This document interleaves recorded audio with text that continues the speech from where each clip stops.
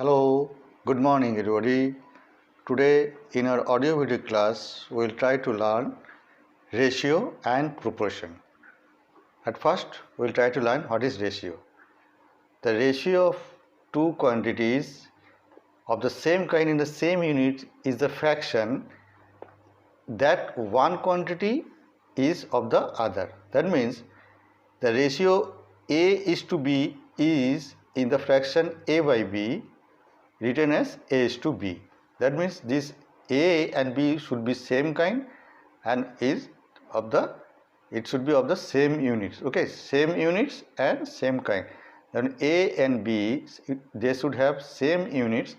If they have a gram, if the unit of A is gram, then unit of B also should be gram. If A is the quantity just as mass of some object, B should be some mass of any object. That's why they are saying it should be same kind, and their unit should be in same unit also. That means if a unit of A is kg and unit of B is gram, then you should change it into same units. Okay, understood? Now some important facts. Okay, let's learn something extra. First term is called, in the unit A is to B, we will call A, okay, we will call A as the first term or an antecedent, and second term B as second term or consequent, okay, B will be second term or consequent. Look, then in the ratio A is to B, we will call A as the first term or antecedent and B as the second term or consequent. Okay. Now, for example, in the ratio 5 is to 8, first term 5 and second term is 8. Okay. Now, some important facts ratio about ratio. Some important facts about ratio. The ratio between two quantities of the same kind and in the same units is obtained on dividing the first quantity by the second. Ratio between 125 centimeter and 175 centimeter. Okay. Ratio between 125 centimeter and 175 centimeter. How to write this one? 125 by 175. Ultimately, it will be 5:7. Understood? Ratio is a fraction. It has no unit. Remember, ratio is a fraction. It has no unit. The quantities to be compared. Third number, the quantities to be compared to form a ratio should be of the same kind. Number 4, to find a ratio between two quantities of the same kind, both the quantities should be taken in the same unit. I have discussed it earlier. And 5, in each term of ratio is multiplied or divided by the same non-zero number, the ratio remains the same. Look, it is 3:4, that means 3 by 4. Then if you multiply this 3 by 2, then you should multiply the 4 also by 2. Okay, 8:12, 8 by 12, 8 divided by 4. You are dividing the first term by 4, then you should divide the second term by 4. Then you will get 2:3. Okay, ratio in simplest form. How will you know that the ratio is in simplest form? If a ratio A is to B is said to be in simplest form if HCF of A and B is 1. Okay, understood? Look here, if I discuss this one, 2 by 3. Here, can you see this? 2 by 3. 2 by 3, you will say it is in simplest form if the HCF of 2 and 3 is 1. If the HCF of 2 and 3 is 1, then you will say this ratio is in simplest form. Okay, to convert a ratio A to be in the simplest form, divide A and B by the HCF of A and B. Understood? Now,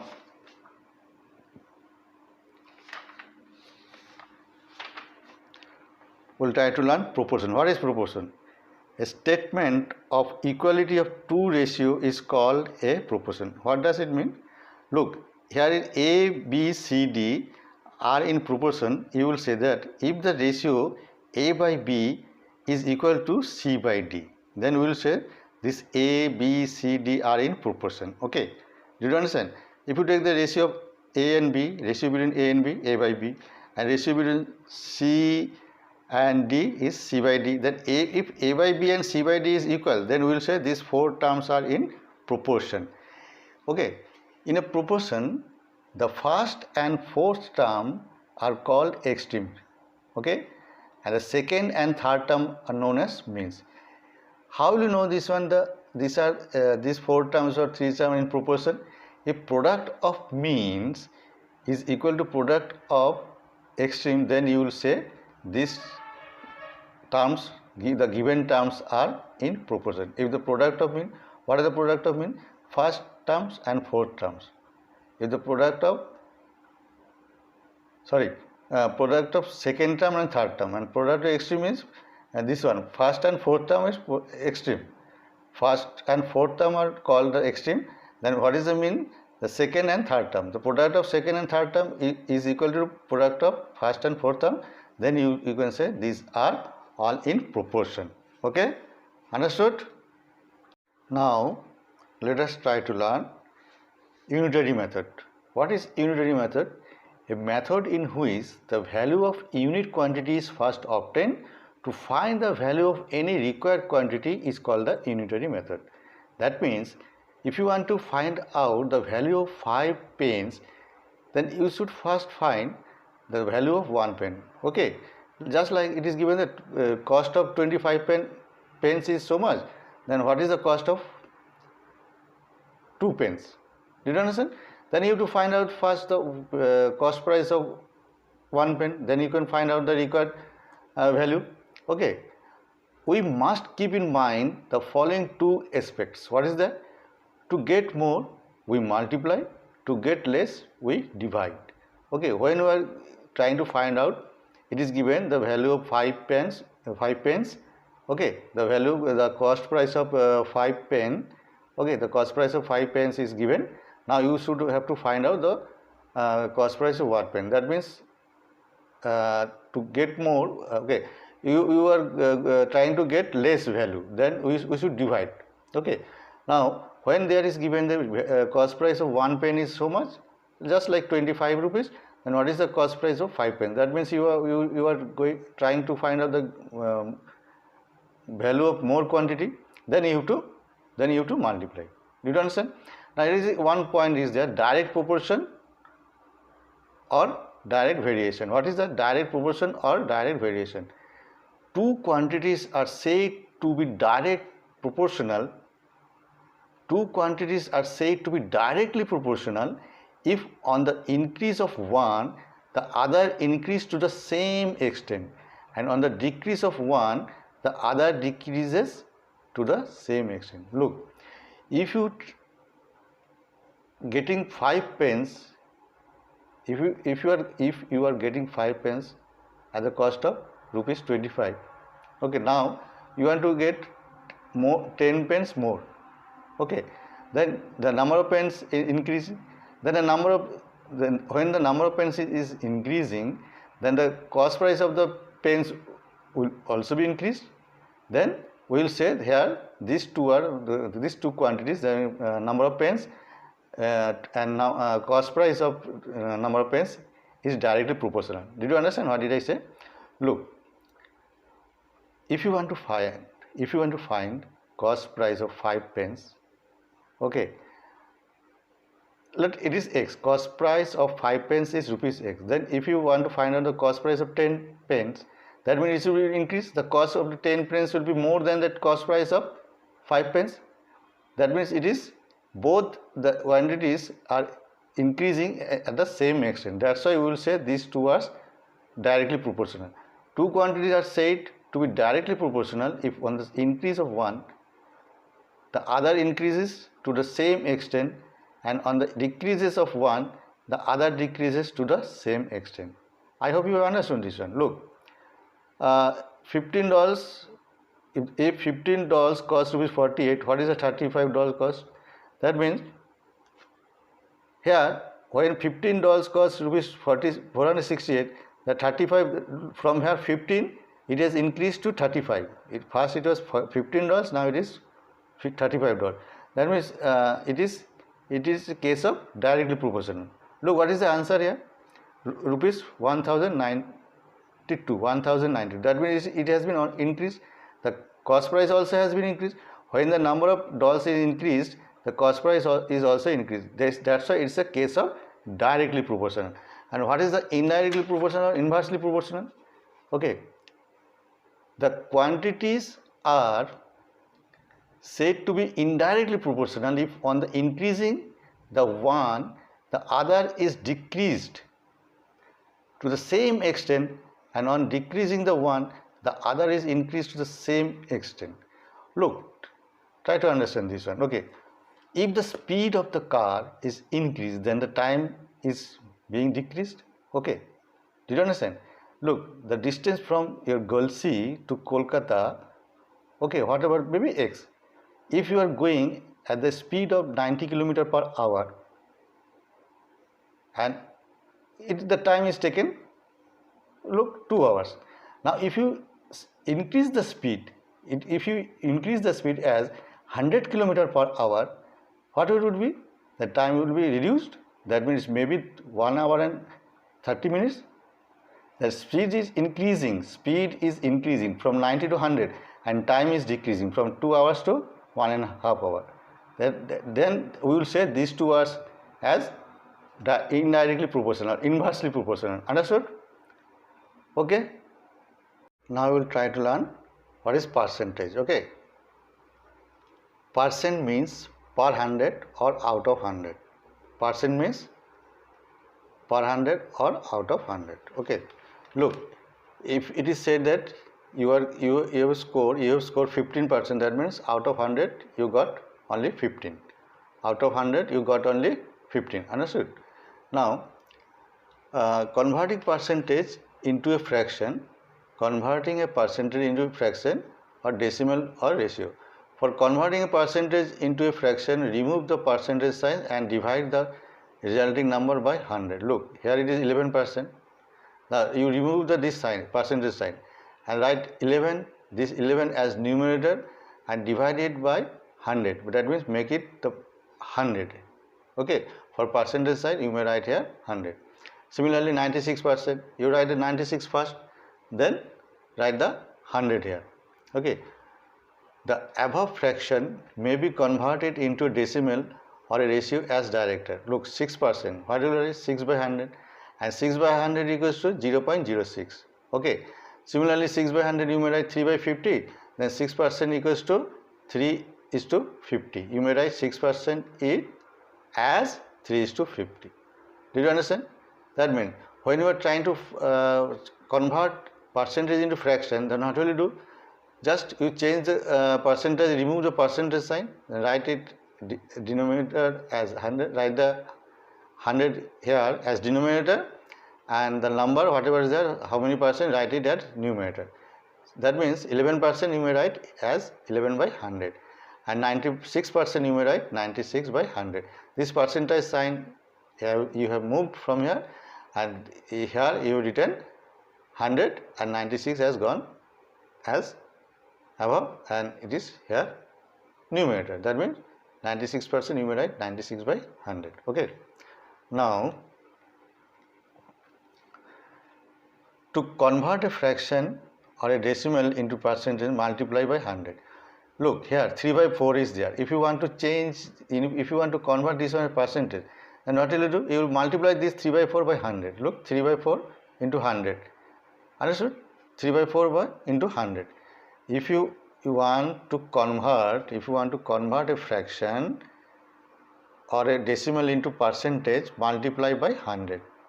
What does it mean? Look, 3 by 4, it is a fraction. If you want to convert this one as percentage, then just multiply 3 by 4 by 100. That is 3 by 4 into 100, it will be 75%. Okay. To convert a ratio into percentage, write the given ratio as fraction. Okay, and then multiply by 100. Okay, look here, 3:4, it is ratio. Write it as fraction, it will be 3 by 4, then multiply by 100, you will get the percentage. That means you have converted ratio to percentage. 3 by 4 it was, Now how many percent this one is? 75%. Understood? Find a certain percentage of a given quantity.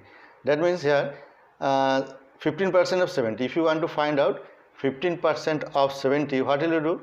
You will just change this 15% into fraction, convert this 15% into fraction. That means 15 by 100, and then multiply by 70. 70 into 15 by 100, it will be rupees 10.50. It was 15% rupees 70. It has become, it is converted into rupees 10.50. Okay, express one quantity as a percent of the other.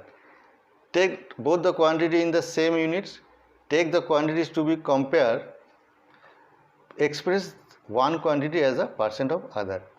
What will you do first? Take both the quantities in the same units.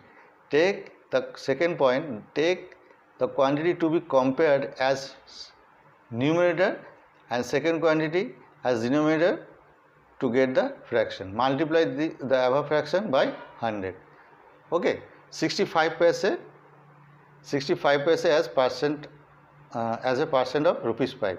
65 paise as a percent of rupees 5. You change this rupees 5 to 500 paise, then convert into fraction 65 by 500 and then multiply by 100, you will get 13%. I hope you understand this one. Okay. Now we will try to learn profit and loss. Profit and loss. You may say this one profit as gain and loss, or profit and loss. What is the cost price? The price at which an article is bought is called its cost price, written as CP. Okay. Net CP of an article is actual CP plus overhead expenses. What is selling price? The price at which an article is sold is called its selling price, written as SP. Profit or gain? What is if SP is greater than CP? It is very important condition. SP should be greater than CP.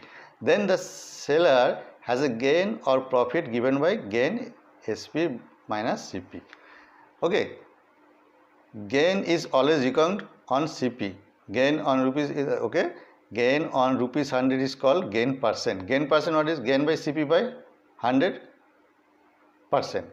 If you want to find out gain percent, then you have to find out first gain. Then if you know if the value is provided of CP, then divide the gain by CP and multiply this by 100. You will get the gain percent. Okay. Similarly, loss percent. Loss by CP into 100. Loss by CP into 100. Okay.